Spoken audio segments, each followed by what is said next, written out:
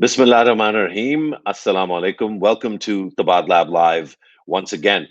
Today we've asked somebody to come and help us understand the complexities of Pakistan's energy situation. More specifically, how does Pakistan get from a place where even today there are many parts of the country where a sustained and assured, predictable supply of electricity is not certain. How does Pakistan adjust to a post-climate change world? What does it mean for Pakistan to be in the current energy situation that it's in? What do the very, very low oil prices, as many of you know, oil hit a record bottom on April 20th. What does this mean for Pakistan? Will Pakistan be able to take advantage of the changing oil and gas situation around the world? Or is Pakistan stuck in a loop that it can't get out of? Uh, Petrol shortages owing to poor planning and mismanagement of the supply chain and the pricing mechanism. What is the overall energy security future of Pakistan? And to help us navigate these very difficult questions, we're delighted to welcome Maha Qasim. Maha is a sustainable energy professional, has been for many years, trained at Princeton and Yale, and has worked on numerous power projects as well as on the analysis of Pakistan's energy mix. The most interesting piece of work that Maha has been part of for me was her paper with a number of her colleagues for the Asian Development Bank Institute that was published last October. Maha, thank you for joining us. Welcome to Tabadlab Live, and I hope this set of questions is not too much to handle in the next 20 minutes or so. Thanks, Musharraf. I'll do my best to answer to the best of my experience and ability. So, yeah. Well, let's start with where we are here in Pakistan today. What is the actual fuel mix that we have, and what does that mean?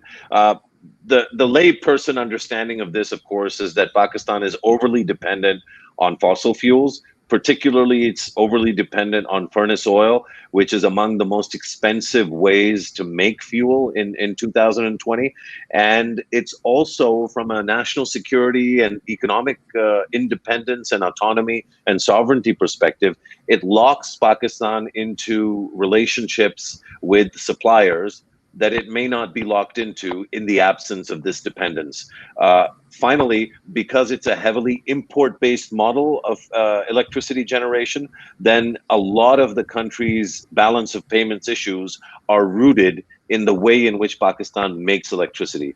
Is that approximately accurate? And can you add some context to what the current energy mix is? Sure. So I think you're absolutely right. Right now, almost a third of our total energy imports, it's based on imported fossil fuels, of which 90% of our oil is imported, and right now 34% of our total energy mix is based on gas. So just to give you an overview of the breakdown, a snapshot in time as of 2018. The gas was around 34% of the total energy mix, so the total pie, 34% of that is based on gas, followed by oil at 31%, coal at 13%, and hydro, which is an indigenous resource for Pakistan, that was around 8%. Imported LNG is around 9%, and then the others, which include renewables and smaller other alternative sources, that's less than 5% of the total energy mix. So as you can see, this is heavily skewed towards imports. And the good news is that post 2014, the share of oil in the energy mix, in the power generation mix of Pakistan, is actually declining because we've actually started substituting that with imported LNG. So right now, the biggest demand for oil comes from the transport sector, but in the power generation sector, the share of oil is actually decreasing. The unfortunate part is that one import is now being replaced by another imported source. So furnace oil is now being substituted by imported LNG. So essentially, we're still facing the same problem that a significant proportion of our energy mix is still based on imports. It's just we've substituted one fuel source for another. And what does that do in terms of security, energy security overall? I mean, you just said it. It's a substitute. So we've just skipped one for the other. I'm assuming there's a cost benefit and perhaps an environmental benefit to switching from furnace oil to LNG. Is that the case? You're absolutely right. So LNG or natural gas is actually, because it gets transformed back into natural gas once it hits the pipes. It's significantly, more environmentally sustainable than furnace oil, which has, significantly higher carbon dioxide emissions. And it's also cheaper right now. The suppliers are still based in the GCC and Middle East Gulf countries. Pakistan has long-term supply contracts with Qatar, with ENI and a couple of other of these big firms for the next 15 years for natural gas imports. But the situation can change at any time, and obviously, as the world consumes more, the prices will increase at some point. And the problem is that Pakistan's gas demand is increasing at an annual rate of almost 6% per annum, and a large kind of section of this is coming from the domestic consumers. And this is just gas which is being wasted because there's no income generation aspect to this. Obviously producing power from gas, if it's going to the industries, it has an economic benefit. But if you're just importing to fulfill residential demand, then essentially you're just selling really expensive power to the people. And eventually there's a cascading effect downstream, and it affects everything from energy and industry and imports. And obviously our fiscal deficit has always been high, and it's even higher this year thanks to COVID and other factors. So it all kind of factors in together. Now, obviously, Mahadi, obvious to me, but maybe not so obvious, and maybe not true. Say a little bit about the fact that Pakistan is still at below 5% in terms of renewables. So I'm guessing principally that's biomass, solar, and wind. The larger debate seems to be, should we have more dams versus how corrupt an LNG deal is or isn't. Given the existing sort of situation, and you look at the COVID-19 crisis and what it did, what it has done to the economy, would it not have been better to have steadily grown the share of solar, wind, and biomass, or is this unrealistic? When we see people clamoring for renewables, is that just unrealistic, or are there countries that have successfully begun the major transition to renewables? So actually, I'd say Pakistan has actually made a lot of progress in the renewable sector. Since 2015, almost 1,000 megawatts of wind capacity have been brought online, and around 500 megawatts of solar as well. So this, slowly we're seeing this transformation, and according to the recent NEPRA tariffs, renewables were the lowest, or actually the cheapest electron in the grid. So we were on the right trajectory. I think we could definitely be more ambitious. Right now, I think we're targeting 5% of energy to come from renewables by 2030, and I think this could significantly go up to around 15%. You have to keep in mind that there are some structural and infrastructure bottlenecks, which have actually prevented renewables from growing as quickly as they could, because there was a period in around 2018 when several wind power plants had been, they were commercially operational, but there simply wasn't the grid capacity to evacuate this power from the grid and take it to the regions, to the urban centers, which actually utilize that sort of energy. And because solar and wind, these are intermittent sources of electricity, there's a lot of kind of, you see these troughs and peaks in terms downtime. of like Downtime, exactly. So I think unless and until battery storage becomes affordable, which it might in the next few years, as we've seen, wind is really, the technology obsolescence is happening so quickly. Basically these sources are becoming super cheap compared to even like 6-7 years ago. So right now, because wind is so cost competitive compared to even hydro or other renewable sources, a lot of countries across the world are actually, just going for renewables. And there was a lot of media coverage, I think, around last year when a European country, I think it was Denmark or Norway, produced almost 100% of their electricity for a few hours entirely from renewables.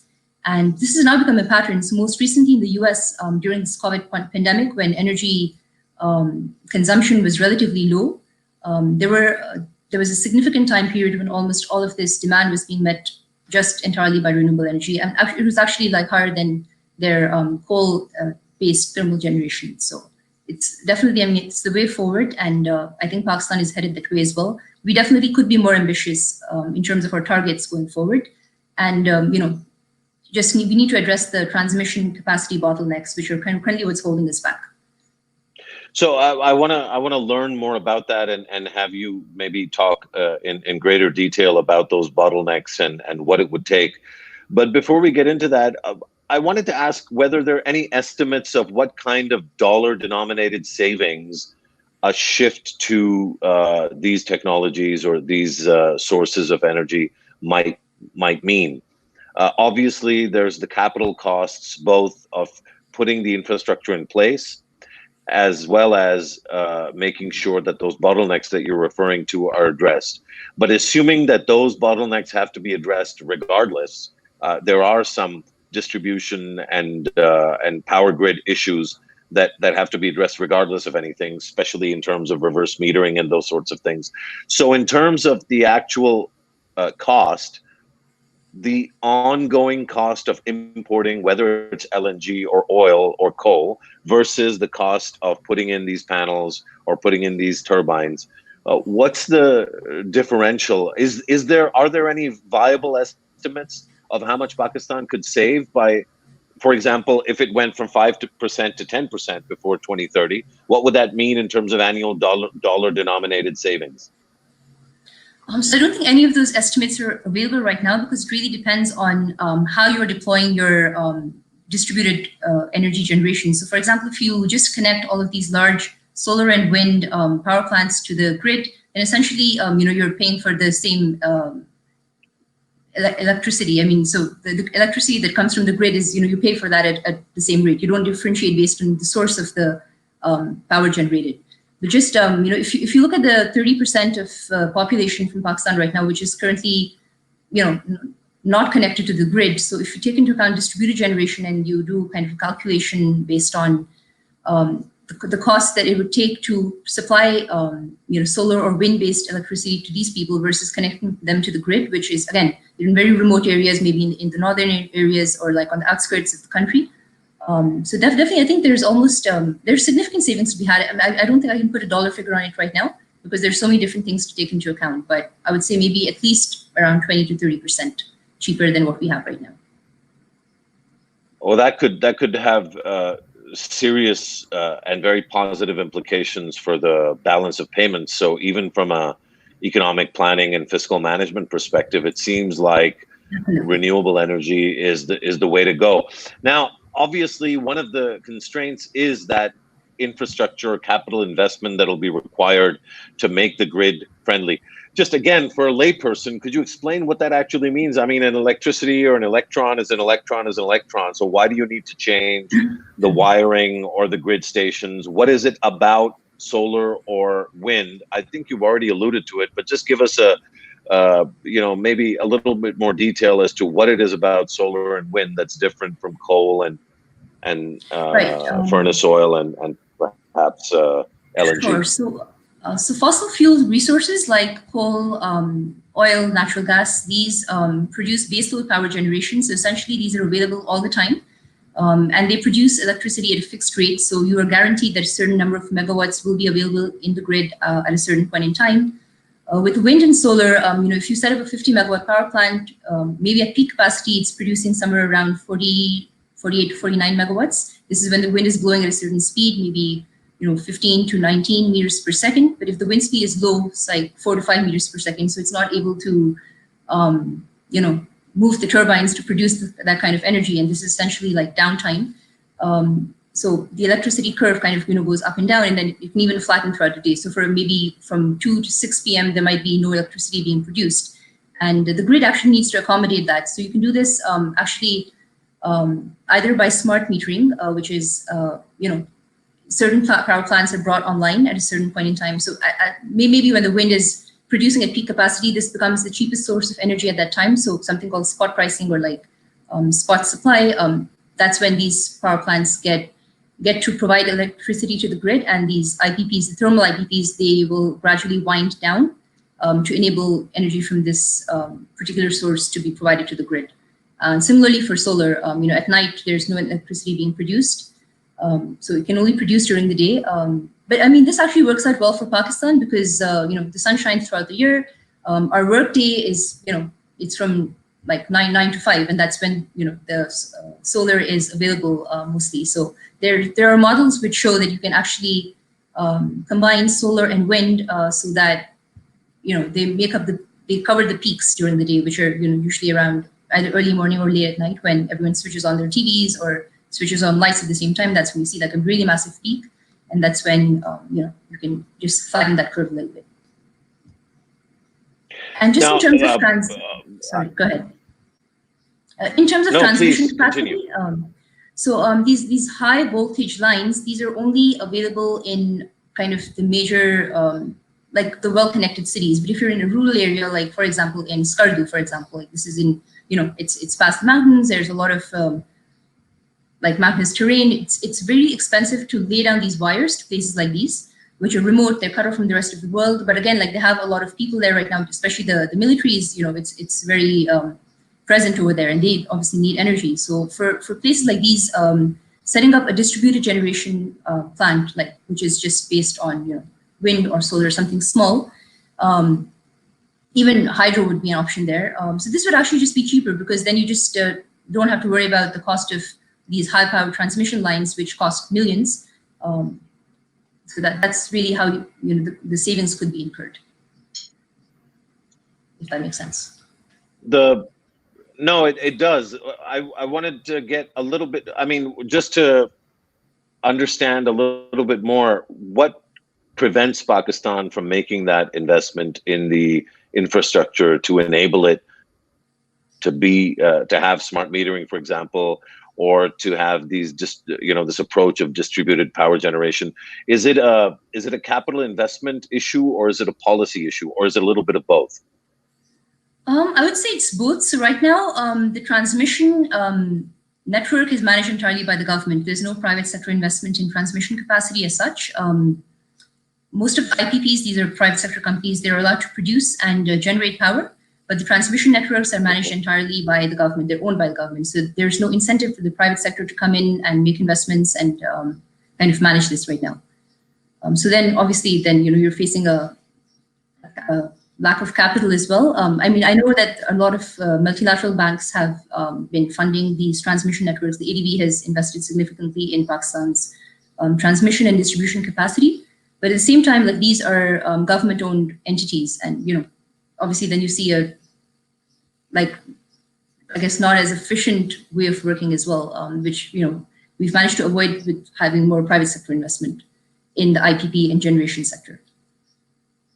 So if we were to break down sort of this power sector into, I guess, three. One is the actual generation, that's the power plant, and then there's the distribution, which I'm guessing is WAPDA, and then there's the there's the transmission. Exactly. So transmission is WAPDA, and then the distribution is the local ESCOs. So HESCO, FESCO, IESCO, LESCO, and then KESC. Now, absolutely. In these, so in these three pieces, the privatization has only occurred at the generation level. Is that right? Correct. And then there's been a reorganization. There's been a reorganization and basically a dilution of WAPDA by establishing these distribution companies as separate entities. But in terms of the kind of inefficiency, poor corporate governance, poor management, those problems, I'm assuming, are still plaguing these government-owned entities, whether we're talking about transmission or we're talking about distribution. Is that right? Exactly, but except for the K Electric example, so that's not privately owned, and they've actually seen significant improvements since it was taken over by the private sector. So that's actually a case in point. And they laid off a lot of people. Although Maha,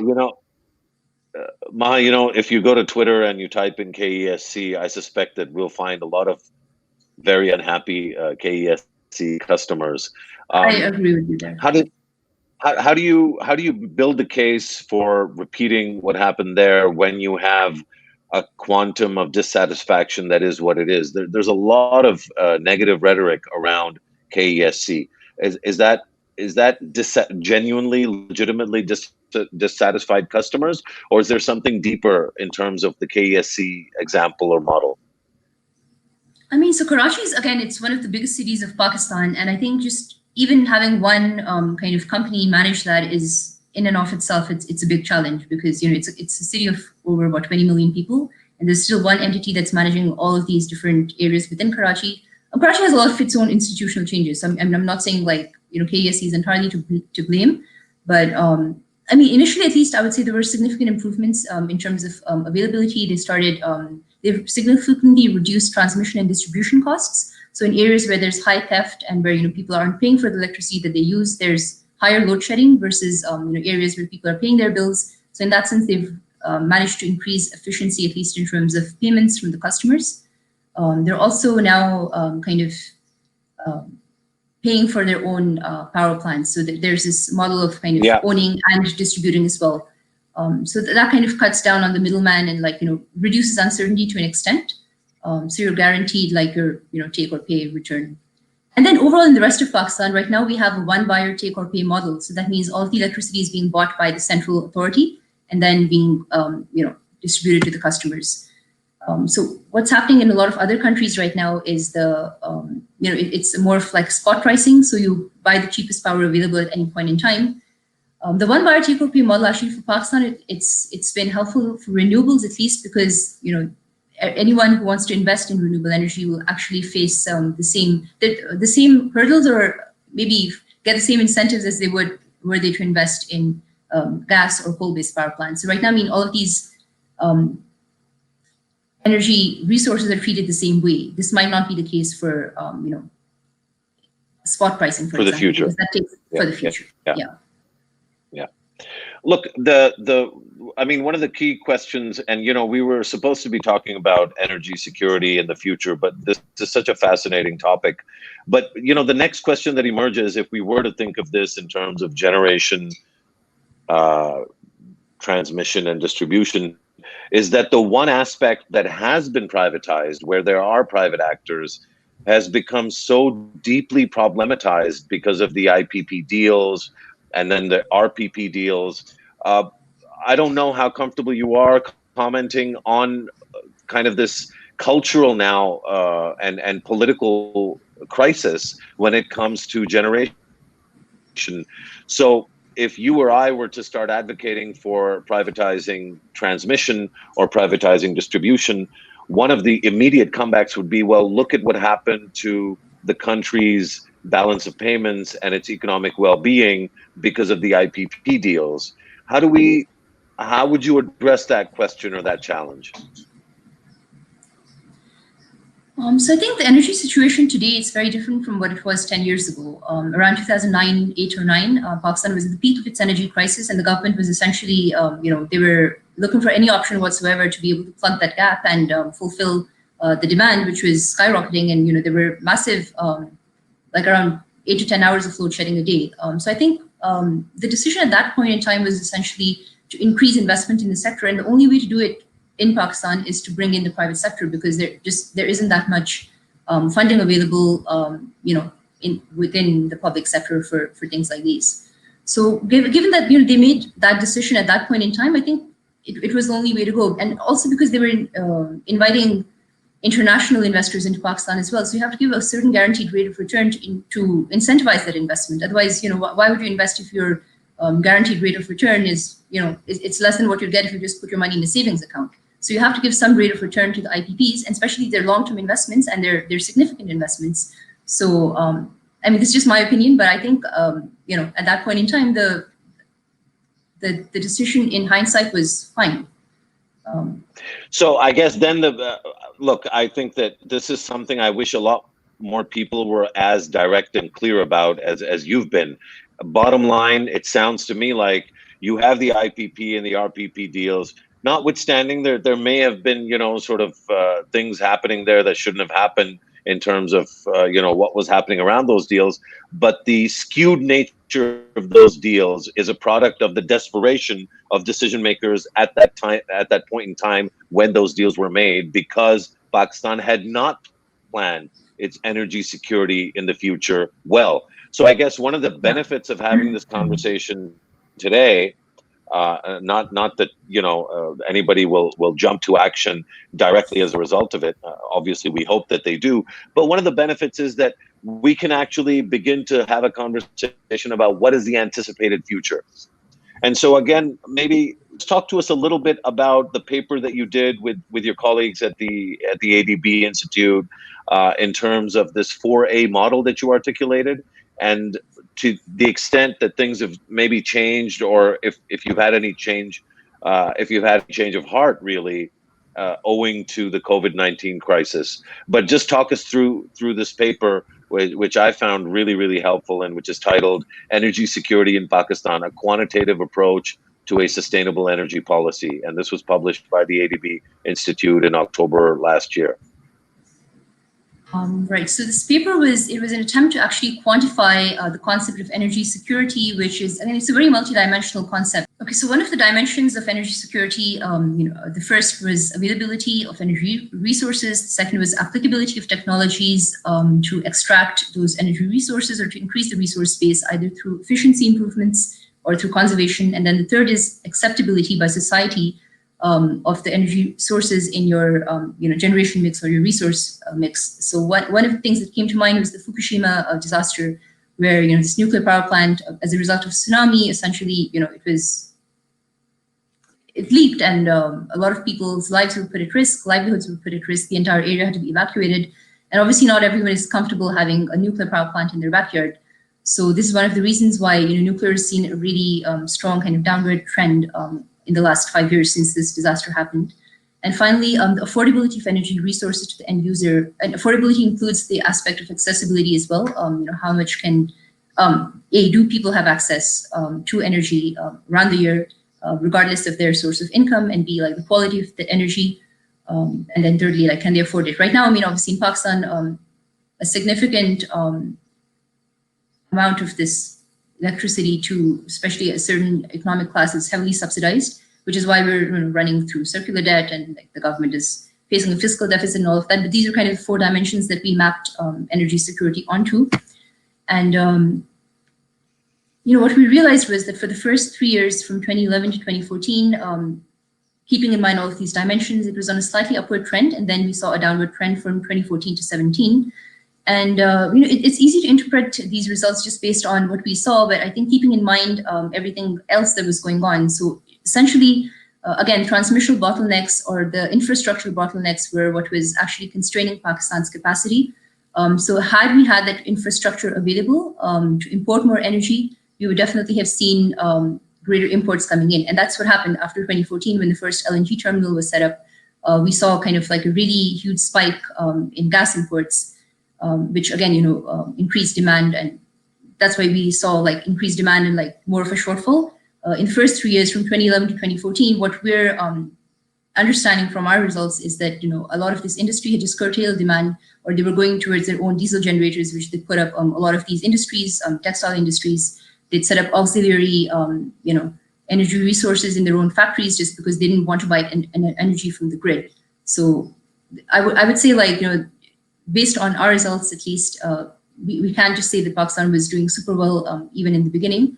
And what we're seeing right now is actually more current and more realistic in terms of what's happening now, actually. But just in this point in time in 2020, so this is actually 2 years after the paper was even submitted, we're in a good place right now. So Pakistan is currently in an energy surplus, and this gives us some breathing room actually to plan for the future, to avoid these boom and bust cycles of having a lot of surplus and then having no energy at all. And then again, I guess my recommendation would be renewables is the way to go, just because right now, compared to all the other resources that we have available, it's less than 4 cents per kilowatt hour, even in Pakistan. So definitely, one of the projections we've seen is that almost 25% of Pakistan's total energy mix could come from renewables. It's less than 1% right now. So I would also recommend a portfolio approach. Pakistan, again, every country has its own kind of strengths, and I think Pakistan's strength is hydropower. Where as a country, we're blessed with these rivers in the north, and obviously after a very careful social and environmental impact assessment, just to make sure that the downstream impacts are taken care of. This is one way to really improve Pakistan's water management as well. So yeah, a couple of years ago, I don't know if you remember, but Pakistan had a massive water crisis. There were talks of approaching day zero when the taps will have no water coming out. And then this whole dam fund started. So essentially, the idea was there that yes, we are facing a water crisis as well, and building dams to store this water, which right now is just flowing all the way to the sea. It's one way to again minimize that impact throughout the year. Make sure water is available for irrigation, for crops, for the agriculture sector as well. So that would be kind of what I'm recommending in the paper as well. And definitely, I think because we are gas reserves. Our gas reserves are dwindling. So Pakistan was producing around 4 billion cubic feet per day around 2 years ago. This is projected to decrease to 2 billion cubic feet per day. And this shortfall is going to be met through imports. And that's completely unsustainable given our current account deficit, given our foreign exchange reserves. So, we really have no option but to move towards renewables in the future. How soon, just repeat that because I think that's quite critical. How soon do you anticipate this, the dramatic fall off in gas supply domestically? So just by 2025, and this is according to the report of the OGRA, the Oil and Gas Regulatory Authority, they've said that by 2025, Pakistan's indigenous gas supply will fall from 4 billion cubic feet per day to 2 billion cubic feet per day. And at the same time, demand will increase another, on top of what's already there, another 1.5 billion cubic feet per day. So that's around 3.5 billion cubic feet per day that needs to be imported to meet current demand in 2025. And that's pretty soon. That's in the next less than 5 years now. So we really need to act fast to either work around this or, yes, you can use imported LNG as a stopgap measure while you're transitioning to renewables. It's a good transition strategy, especially because we have a very well developed infrastructure of gas distribution within Pakistan. But eventually, we do need to switch to renewables, and especially for the residential and the domestic sectors. So for houses, for example, I think residential solar rooftops are, one way to go. Everyone has a rooftop. You can obviously, convert yourself to solar. And once this net metering, it has become operational in some areas, you're actually able to sell electricity back to the grid. And that makes it very cost competitive, even for the people who are making the investment at the same time. And then certainly just small adjustments, things like solar water geysers. Right now, we're using so much gas just to heat water for our, domestic uses. These are small changes and they can have big repercussions, positive repercussions, actually, low-hanging fruit, which I think, there's nothing stopping us from doing things like that. In Spain, there was a study on just painting your rooftops white, just because that reflects sun, keeps your house cool. These are small measures, again, which can have a big impact. So among other things, these are what we're recommending. Fantastic, Maha. I think that gives us a lot to think about, certainly in terms of preparing for the increased demand combined with the substantial decrease in supply domestically, how Pakistan prepares for that from a balance of payments and foreign currency availability perspective, but also I think the more widely sort of debated question of how these deals are negotiated, what kind of protections are afforded to those that are negotiating them in good faith, what accountability instruments are available to actually catch malign actors and malicious behavior vis-a-vis fiduciary risk and what we call corruption writ large. So many questions that are rooted in what you do. So I guess that's my way of saying that this has been a helpful primer for me, certainly. I hope it has been for our viewers. But we're going to need to come back to you on many of these questions and dig deeper on a whole number of them. But thanks so much for joining us today and doing this. Thank you so much, Musharraf. It was a pleasure to be here.